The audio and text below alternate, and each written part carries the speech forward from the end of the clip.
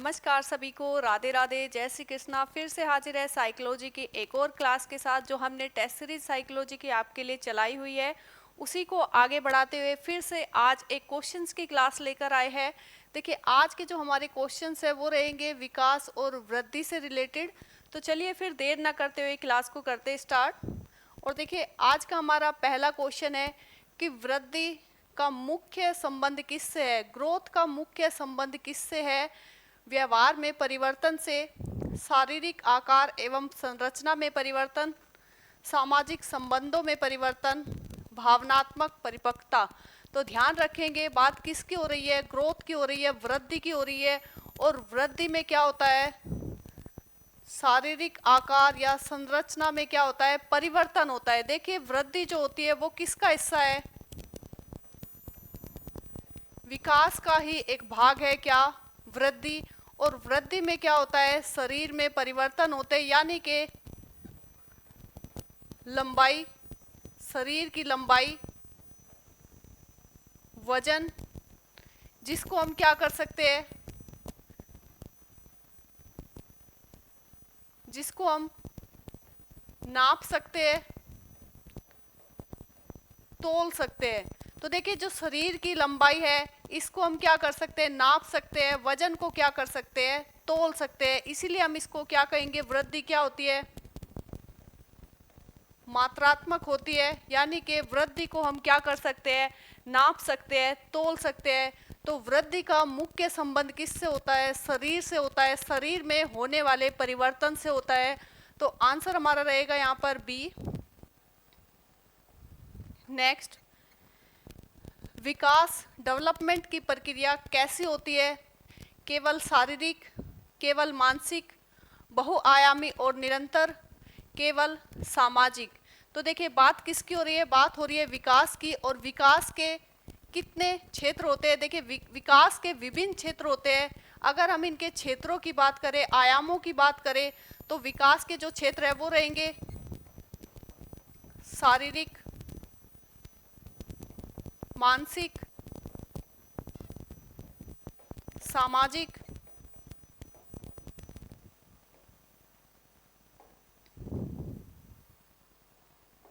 संवेगात्मक।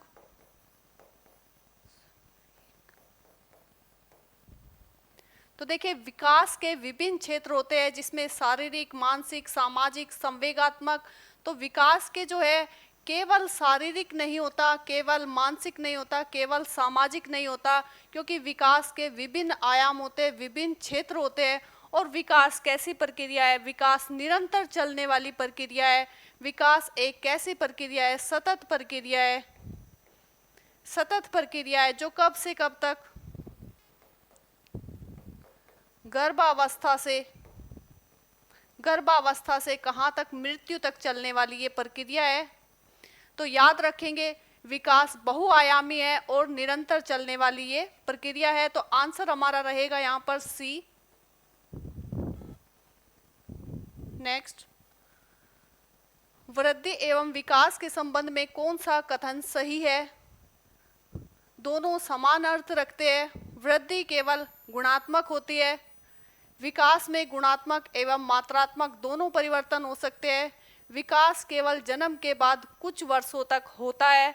तो ध्यान रखिएगा, विकास के जो है समान अर्थ नहीं होते दोनों के, वृद्धि और विकास दोनों के समान अर्थ नहीं होते हैं।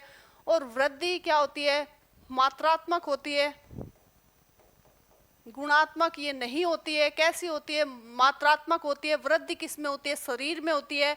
तो ये कैसी होती है, मात्रात्मक होती है। विकास केवल जन्म के बाद कुछ वर्षों तक होता है, तो नहीं, विकास कब से कब तक, बात कर ली है गर्भावस्था से मृत्यु तक निरंतर चलने वाली ये प्रक्रिया है। तो ये भी गलत रहेगा। विकास में गुणात्मक एवं मात्रात्मक दोनों परिवर्तन होते, बिल्कुल सही, क्योंकि वृद्धि भी किसका हिस्सा है, विकास का ही हिस्सा है। और विकास में कैसे वृद्धि में कैसे परिवर्तन होते हैं, वृद्धि में मात्रात्मक परिवर्तन होते हैं। जो शरीर में जो परिवर्तन होते हैं वो कैसे होते हैं, मात्रात्मक होते हैं, क्योंकि उनको हम क्या कर सकते हैं, माप सकते हैं, तोल सकते हैं। और विकास में जो परिवर्तन होते हैं जैसे कि मानसिक विकास, सामाजिक विकास, संवेगात्मक विकास, उनको क्या कहेंगे? गुणात्मक परिवर्तन कहेंगे, क्योंकि उनको हम सिर्फ महसूस कर सकते हैं। तो विकास में गुणात्मक एवं मात्रात्मक दोनों ही परिवर्तन होते हैं, क्योंकि वृद्धि भी विकास का भाग होती है। तो आंसर रहेगा हमारा यहाँ पर सी। नेक्स्ट, बालक के विकास को सबसे अधिक प्रभावित करने वाले कारकों में कौन सा शामिल है? वंशानुक्रम एवं वातावरण, केवल विद्यालय, केवल मित्र या फिर केवल खेल? तो देखिए, जो वंशानुक्रम और वातावरण है ये बालक को सबसे ज़्यादा प्रभावित करते हैं। और इसके वातावरण में ही कौन शामिल होता है? विद्यालय शामिल है, खेल शामिल है, इसके मित्र शामिल है, साथ में ही परिवार, आस पड़ोस। तो बालक के विकास को सबसे ज्यादा प्रभावित कौन करता है? वंशानुक्रम करता है, यानी कि माता पिता से जो विशेषताएं मिलती है, इसको माता पिता से प्राप्त विशेषताएं, जो क्षमताएं मिलती है वो प्रभावित करते हैं इसके विकास को, बालक के विकास को। साथ में ही उसका वातावरण उसको प्रभावित करता है। तो आंसर हमारा यहाँ पर जो है ए रहेगा। नेक्स्ट, विकास की कौन सी विशेषता सही है? विकास अचानक होता है, विकास एक निरंतर प्रक्रिया है, विकास सभी बच्चों में समान गति से होता है, विकास केवल बाल्यावस्था तक सीमित है। तो देखिए, विकास केवल बाल्यावस्था तक सीमित नहीं है, विकास गर्भावस्था से लेकर मृत्यु तक होने वाली निरंतर चलने वाली एक प्रक्रिया है। विकास सभी बच्चों में समान गति से होता है? तो बिल्कुल नहीं, विकास की जो गति है वो प्रत्येक बालक में भिन्न होती है, क्योंकि प्रत्येक बालक अपने आप में एक दूसरे से भिन्न होता है। तो विकास की गति कैसी होती है? बच्चों में भिन्न होती है। विकास अचानक होता है? तो बिल्कुल नहीं, विकास अचानक नहीं होता है, ये चरणों में होता है। तो विकास जो है अचानक नहीं होता है। विकास कैसे होता है फिर? विकास जो है एक निरंतर चलने वाली प्रक्रिया है। विकास एक निरंतर चलने वाली प्रक्रिया है, एक सतत प्रक्रिया है, जो कब से कब तक? गर्भावस्था से लेकर मृत्यु तक चलती है। तो विकास कैसी प्रक्रिया है? निरंतर प्रक्रिया है। विकास की ये कौन सही विशेषता? यही है। तो आंसर रहेगा बी। नेक्स्ट, विकास सामान्यतः किस दिशा में होता है? सिर से पैर की ओर, पैर से सिर की ओर, बाहर से अंदर की ओर, किसी निश्चित दिशा में नहीं। तो देखिए, विकास की कोई निश्चित दिशा नहीं होती, ये तो गलत है, क्योंकि विकास की दिशा होती है। विकास बाहर से अंदर की ओर नहीं होता, तो फिर कैसे होता है? अंदर से बाहर की ओर होता है। अंदर से बाहर की ओर होता है। विकास पैर से सिर की ओर, विकास पैर से सिर की ओर नहीं होता है, तो फिर कैसे होता है? विकास होता है सिर से पैर की ओर। देखिए, विकास कैसे होता है? सिर से पैर की ओर होता है। सबसे पहले जो है बालक अपने किस पर? सर पर नियंत्रण करता है। इसके बाद बालक अपने धड़ पर नियंत्रण करता है, और धड़ पर नियंत्रण करने के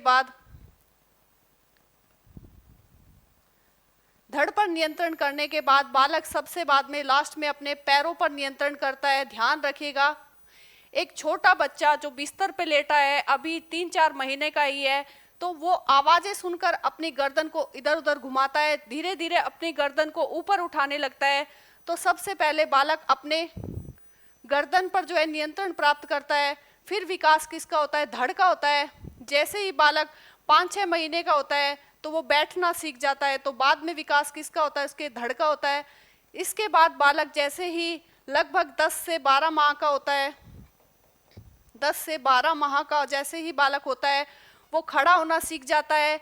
यानी कि सर के बाद धड़ का विकास होता है, और धड़ के बाद पैरों का विकास होता है। 10 से 12 माह का बालक चलना सीख जाता है, खड़ा होना सीख जाता है, कूदना सीख जाता है, दौड़ना लग जाता है। तो देखिए, विकास कैसे होता है? सिर से लेकर पैरों की ओर होता है। ध्यान रखिएगा, विकास की जो दिशा है वो कैसी है? सिर से पैर की ओर। आंसर रहेगा हमारा ए। नेक्स्ट, सिर से पैर की ओर किस सिद्धांत को, सिर से पैर की ओर के सिद्धांत को क्या कहा जाता है? निकट दूर सिद्धांत, शीर्षाभिमुख सिद्धांत, सामान्य से विशिष्ट सिद्धांत या फिर परिपक्वता का सिद्धांत। तो देखिए सिर से पैर की ओर जो विकास होता है उसके बारे में हमने बात कर ली है, और इस जो है विकास को क्या कहते हैं? शीर्षाभिमुख सिद्धांत कहते हैं। नाम याद रखिएगा, शीर्षाभिमुख सिद्धांत में सिर से पैरों की ओर बालक का विकास होता है, तो आंसर रहेगा बी। नेक्स्ट, निकट से दूर की ओर विकास को किस सिद्धांत से संबंधित माना जाता है? शीर्षाभिमुख सिद्धांत, निकट दूराभिमुख सिद्धांत, निरंतरता का सिद्धांत या फिर कहे व्यक्तिगत भिन्नता का सिद्धांत। तो देखिए शीर्षाभिमुख सिद्धांत की बात कर चुके हैं। कैसे होता है? सिर से पैर की ओर, पैर की ओर बालक का विकास होता है। बात किसकी हो रही है? निकट से दूर की ओर विकास। ये किस में होता है? नाम से ही पता लग रहा है, निकट दूराभिमुख सिद्धांत इसको हम कहेंगे। इसमें बालक का जो विकास है वो कैसे होता है?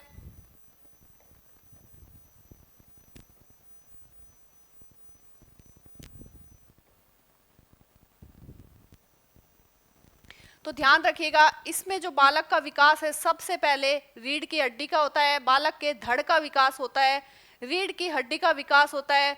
फिर बालक के रीढ़ की हड्डी के पास वाले जो अंग है जैसे कि बाहें, टांगे, इनका विकास होता है।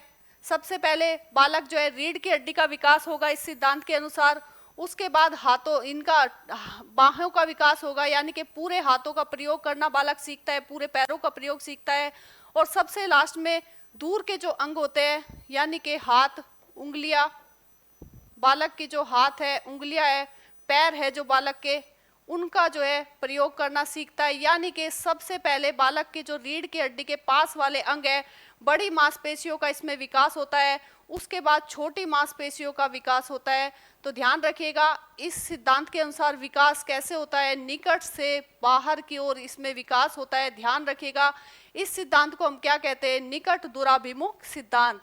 आंसर हमारा रहेगा यहाँ पर बी। निम्नलिखित में से कौन विकास का एक क्षेत्र है? शारीरिक विकास, संज्ञानात्मक विकास, सामाजिक भावनात्मक विकास या फिर उपयुक्त सभी। देखिए विकास के बारे में हमने बात कर ली है। विकास के क्षेत्र में शारीरिक विकास संबंधित है, ये भी इसका क्षेत्र है। संज्ञानात्मक विकास कहे, मानसिक विकास कहे, ये भी विकास का क्षेत्र है। साथ में ही सामाजिक विकास, संवेगात्मक विकास, भावनात्मक विकास, ये भी क्या है? विकास के क्षेत्र है। तो आंसर हमारा रहेगा यहाँ पर उपयुक्त सभी। नेक्स्ट, बालक के विकास में परिपक्वता का क्या महत्व है? इसका कोई महत्व नहीं है। यह विकास की प्राकृतिक प्रक्रिया को प्रभावित करती है। यह केवल सामाजिक विकास को प्रभावित करती है। यह केवल भाषा विकास को रोकती है। तो देखिए भाषा विकास को नहीं रोकती है, केवल और केवल ये सामाजिक प्रक्रिया नहीं है। और इसका महत्व होता है, ये नहीं कहेंगे कि इसका कोई महत्व नहीं है। तो यह विकास की प्राकृतिक प्रक्रिया को प्रभावित करते हैं। देखिए परिपक्वता क्या है? एक प्राकृतिक व जन्मजात प्रक्रिया है। जन्मजात प्रक्रिया है जो स्वयं ही होती रहती है। देखिए परिपक्वता एक प्राकृतिक और जन्मजात प्रक्रिया है जो स्वयं होती रहती है। इसके लिए कोई मेहनत नहीं करनी पड़ती। जैसे जैसे बालक बड़ा होता जाता है वो परिपक्व होता जाता है। उम्र के साथ साथ परिपक्वता आती जाती है। जैसे कि 6 माह का बालक बैठना सीख जाता है। 10 से 12 माह का बालक, 10 से 12 माह का बालक चलना प्रारंभ कर लेता है, चलना सीख जाता है। तो देखिए जैसे जैसे बालक की उम्र बढ़ती है, परिपक्वता आती जाती है। 6 माह का बालक बैठने लग जाता है, 10 से 12 माह का बालक खड़ा होना, चलना सीख जाता है। तो देखिए ये क्या होती है, इसके लिए कोई ट्रेनिंग नहीं देनी पड़ती। यहाँ पर देखिए क्या बालक को बैठने के लिए, चलने के लिए किसी ट्रेनिंग की आवश्यकता नहीं होती है। यहाँ पर ये स्वयं ही होती जाती है।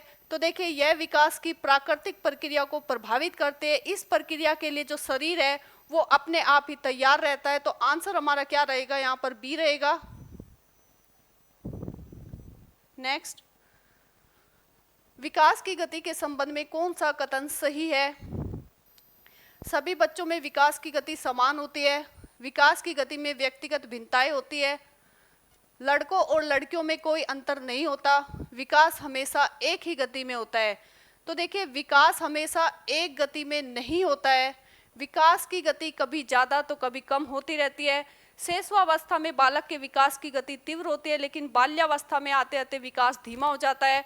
और फिर जो है किशोर अवस्था में बालक के विकास की गति तीव्र हो जाती है। तो विकास की गति एक नहीं होती है। लड़कों और लड़कियों में कोई अंतर नहीं होता, तो ये भी गलत रहेगा। लड़कों की तुलना में लड़कियों का विकास थोड़ा सा तीव्र गति से होता है।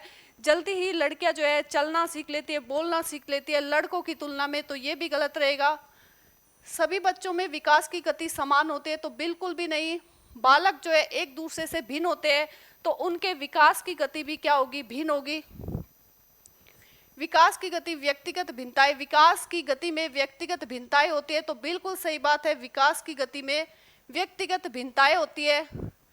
कोई बालक जो है 10 माह का चलना सीख जाता है, 8 से 9 माह का भी चलना सीख जाता है। और कोई बालक जो है 1 साल बाद भी चलना नहीं सीखता, उसको थोड़ा टाइम लगता है। कोई बालक जल्दी बोलना सीख जाता है, और कोई बालक जो है वो धीरे धीरे उसको टाइम लगता है बोलने में। कोई बालक बहुत जल्दी सीख जाता है, किसी भी कार्य को, किसी काम को बहुत जल्दी कर लेता है। वहीं पर जो कुछ और दूसरे बालक है वो किसी काम को बहुत धीरे गति से करते हैं, धीमी गति से करते हैं, धीरे धीरे करते हैं। तो देखिए, विकास की जो गति है वो भी क्या है? भिन्न है। किस कारण? व्यक्तिगत भिन्नता के कारण, क्योंकि प्रत्येक बच्चा एक दूसरे से भिन्न होता है। उसकी बुद्धि भिन्न होती है, उसकी रुचि भिन्न होती है। तो ध्यान रखेंगे, विकास की गति व्यक्तिगत भिन्नता के कारण क्या होती है? भिन्न होती है। तो यहाँ पर हमारा आंसर रहेगा बी। नेक्स्ट, बालक के विकास में वातावरण का क्या प्रभाव पड़ता है? कोई प्रभाव नहीं पड़ता, केवल शारीरिक विकास पर प्रभाव पड़ता है। विकास के विभिन्न पक्षों को प्रभावित करता है, केवल भाषा पर प्रभाव पड़ता है। तो देखिए, बात किसकी हो रही है? वातावरण की। तो हमने बात कर ली थी कि बालक के विकास पर किसका? वंशानुक्रम का और वातावरण का सबसे ज्यादा प्रभाव पड़ता है। तो ये तो गलत रहेगा कि कोई प्रभाव नहीं पड़ता है। शारीरिक विकास पर प्रभाव पड़ता है, गलत रहेगा। भाषा पर प्रभाव पड़ता है, गलत रहेगा। विकास के विभिन्न पक्ष यानी कि शारीरिक, मानसिक, सामाजिक, संवेगात्मक, नैतिक सभी पक्षों पर क्या है? विकास का, इसका पर्यावरण का प्रभाव पड़ता है।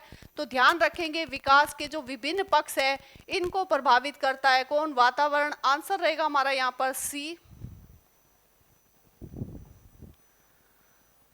निम्नलिखित में से कौन सा मात्रात्मक परिवर्तन का उदाहरण है? सोचने के तरीके में परिवर्तन, ऊंचाई और वजन में वृद्धि, सामाजिक व्यवहार में परिवर्तन, नैतिक समझ में परिवर्तन। तो देखिए, जो नैतिक समझ में जो परिवर्तन होगा वो कैसा होगा? गुणात्मक होगा। उसको सिर्फ क्या किया जा सकता है? महसूस किया जा सकता है। सामाजिक व्यवहार में जो परिवर्तन होगा वो भी कैसा होगा? गुणात्मक होगा। उसको भी महसूस ही किया जा सकता है। सोचने के जो तरीके हैं, तरीकों के परिवर्तन को देखा नहीं जा सकता, नापा नहीं जा सकता, तोला नहीं जा सकता। इसको भी क्या? महसूस किया जाता है।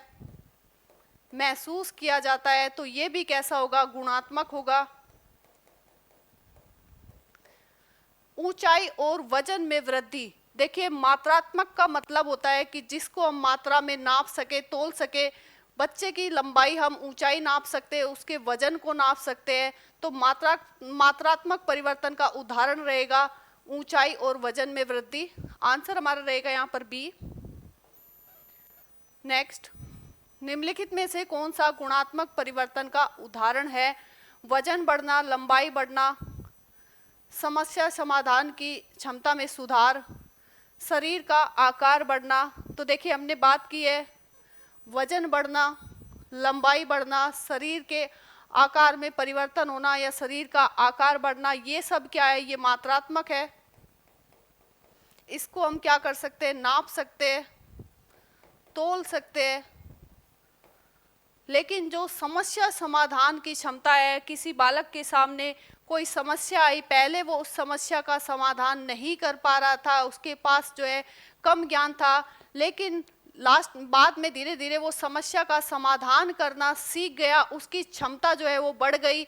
इसमें जो परिवर्तन हुआ है, जो सुधार आया है, उसको हम क्या देख सकते हैं, क्या हम नाप सकते हैं, तोल सकते हैं? नहीं, उसको हम क्या कर सकते हैं, सिर्फ महसूस कर सकते हैं, महसूस कर सकते हैं। तो फिर ये कैसा परिवर्तन होगा? गुणात्मक परिवर्तन होगा। तो ध्यान रखें, गुणात्मक परिवर्तन का उदाहरण क्या है? समस्या समाधान की क्षमता में सुधार। आंसर रहेगा सी। नेक्स्ट, विकास की प्रक्रिया में व्यक्तिगत भिन्नता का क्या अर्थ है? सभी बच्चे बिल्कुल समान होते हैं, प्रत्येक बच्चे के विकास की गति और विशेषताएं अलग हो सकती है। केवल शारीरिक विकास अलग होता है, केवल बुद्धि में अंतर होता है। तो देखिए यहाँ पर किसकी बात हो रही है? व्यक्तिगत भिन्नता की, कि प्रत्येक बालक जो है एक दूसरे से भिन्न होता है, उसके सोचने के तरीके, सीखने का जो है उसकी क्षमता भिन्न होती है, उसकी बुद्धि भिन्न होती है, उसकी जो है किसी भी विषय में रुचि भिन्न होती है। कोई बालक खेलना पसंद करता है तो कोई बालक पढ़ना पसंद करता है। तो प्रत्येक बालक जो है एक दूसरे से भिन्न होता है। प्रत्येक बच्चे के विकास की जो गति है, गति भी भिन्न रहेगी, विकास की गति भिन्न होती है। कोई बालक किसी जो है अधिगम जल्दी कर लेता है, लर्निंग जल्दी कर लेता है, और कोई बालक धीरे धीरे करता है। तो विकास की गति भी भिन्न रहेगी, विशेषताएं अलग हो सकती है। बिल्कुल सही आंसर हमारा रहेगा बी। बालक के विकास में खेल का क्या महत्व है? केवल मनोरंजन के लिए, केवल शारीरिक विकास में, विकास के अनेक पक्षों में सहायता करता है, या फिर पढ़ाई में बाधा है? तो देखिए, विकास जो खेल है वो पढ़ाई में बाधा तो नहीं हम इसको कहेंगे। केवल और केवल शारीरिक विकास में ये सहायक होता है, इसका महत्व होता है, ये भी नहीं। केवल मनोरंजन के लिए खेलते हैं, ये भी नहीं। तो विकास क्या, जो खेल है वो विकास के अनेक पक्षों में क्या करता है? सहायता करता है। विकास के विभिन्न पक्ष है, क्षेत्र है, हमने बात कर ली है। शारीरिक क्षेत्र, मानसिक क्षेत्र, सामाजिक क्षेत्र। तो देखिए, विकास के जितने भी क्षेत्र है, विभिन्न क्षेत्र है, जो उनमें जो है खेल क्या करता है? सहायता प्रदान करता है। ये तो हम सभी को मालूम है कि बालक का खेलने से क्या होता है? शारीरिक विकास होता है, साथ साथ बालक को मानसिक संतुष्टि मिलती है खेल से। अगर आपने देखा होगा कभी भी कोई तनाव हो रहा है, तनाव की स्थिति में है हम, और कोई खेल खेलने लग जाता है, तो धीरे धीरे वो जो तनाव है वो कम होने लग जाता है, मानसिक जो है संतुष्टि मिलती है खेल के माध्यम से। साथ में ही बालक का जो है सामाजिक विकास होता है। देखिए, खेल जो है, बच्चे खेल में नियम होते हैं, खेल के भी नियम होते हैं, और जब बालक खेल के नियम को मानता है तो जो समाज के नियम है उनको भी मानना जो है वो शुरू कर देता है, उनका भी जो है सम्मान करना शुरू कर देता है। साथ में ही विभिन्न बालकों के साथ मिलकर खेलता है, तो सहयोग की भावना का उसमें विकास होता है। साथ में ही टीम वर्क करना सीखता है, विभिन्न बच्चों के साथ खेलते खेलते वो टीम वर्क करना सीख लेता है, टीम वर्क जो है वो करना सीख लेता है।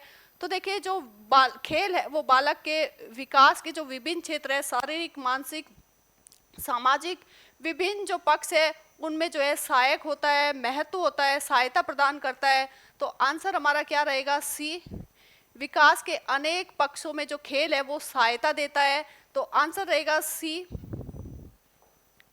नेक्स्ट, विकास की प्रक्रिया के बारे में कौन सा कथन विकास की प्रक्रिया के बारे में कौन सा कथन सबसे उपयुक्त है?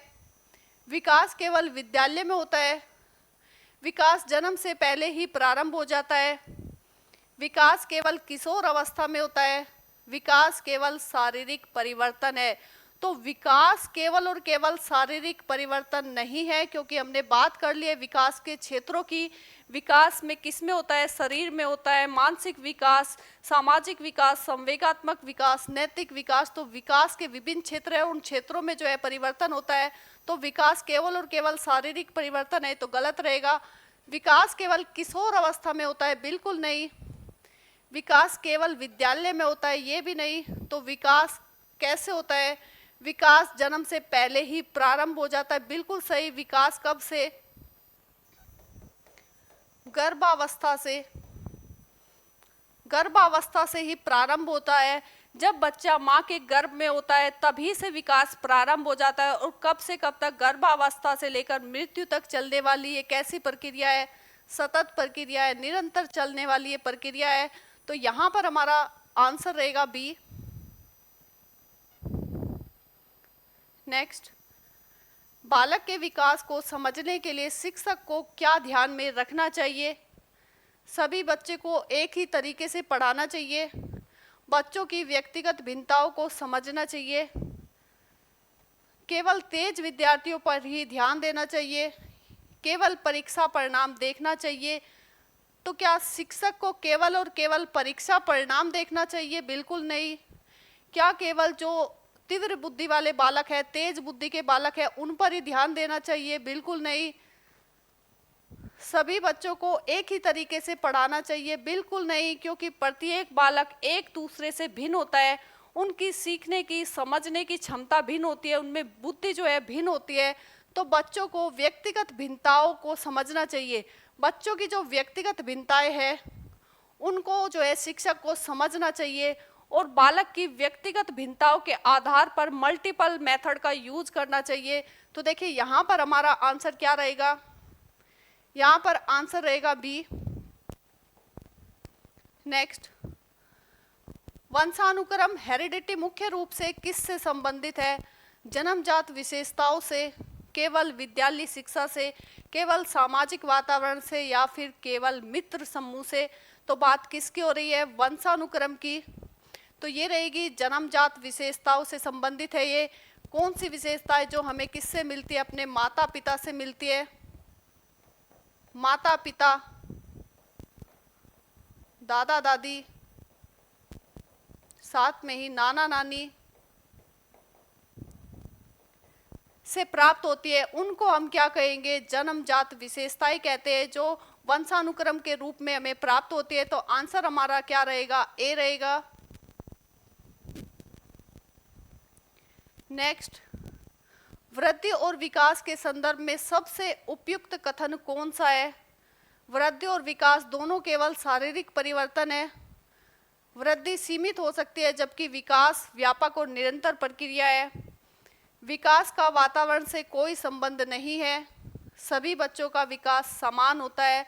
तो देखिए, प्रत्येक बालक जब एक दूसरे से भिन्न होता है तो इनका विकास समान कैसे होगा? तो ये गलत रहेगा। विकास का वातावरण से कोई संबंध नहीं होता, ये गलत है, क्योंकि विकास पर वातावरण और वंशानुकरण का प्रभाव पड़ता है। तो ये भी गलत रहेगा। वृद्धि और विकास दोनों केवल शारीरिक परिवर्तन से संबंधित है? बिल्कुल नहीं। शारीरिक के साथ कौन सा आ जाएगा? मानसिक, सामाजिक, संवेगात्मक।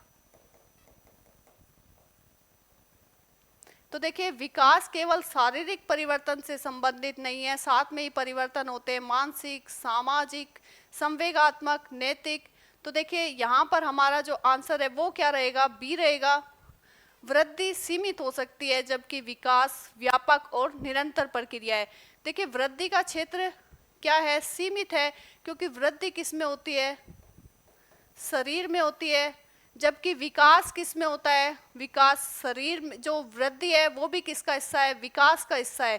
ध्यान रखिएगा, वृद्धि किसका हिस्सा है? विकास का हिस्सा है। तो वृद्धि क्या है? सीमित है, छोटा हिस्सा है इसका। जबकि विकास में क्या क्या शामिल है? शरीर शामिल है, मानसिक विकास, सामाजिक विकास, संवेगात्मक विकास। तो विकास कैसी प्रक्रिया है? व्यापक प्रक्रिया है। विकास व्यापक प्रक्रिया है, जबकि वृद्धि क्या है? सीमित है। विकास का क्षेत्र बड़ा होता है, व्यापक होता है। साथ में ही जो विकास है वो कैसी प्रक्रिया है? निरंतर चलने वाली प्रक्रिया है। देखिए, वृद्धि जो है एक समय, निश्चित समय पर रुक जाती है। शरीर जो है बढ़ना बंद कर देता है, वृद्धि जो है रुक जाती है एक निश्चित समय पर। जबकि विकास कैसी प्रक्रिया है? निरंतर प्रक्रिया है, सतत प्रक्रिया है, गर्भावस्था से लेकर मृत्यु तक चलने वाली ये प्रक्रिया है। तो ये आंसर हमारा सही रहेगा। वृद्धि सीमित हो सकती है, जबकि विकास व्यापक और निरंतर प्रक्रिया है। आंसर रहेगा हमारा यहाँ पर बी। तो देखिए ये थी आज की हमारी क्वेश्चंस की क्लास आपको कैसी लगी है कमेंट बॉक्स में बताइएगा। क्लास आपको अच्छी लगे पसंद आए तो प्लीज़ वीडियो को लाइक शेयर ज़रूर कीजिएगा। मिलते हैं नेक्स्ट क्लास में एक और नए टॉपिक के साथ।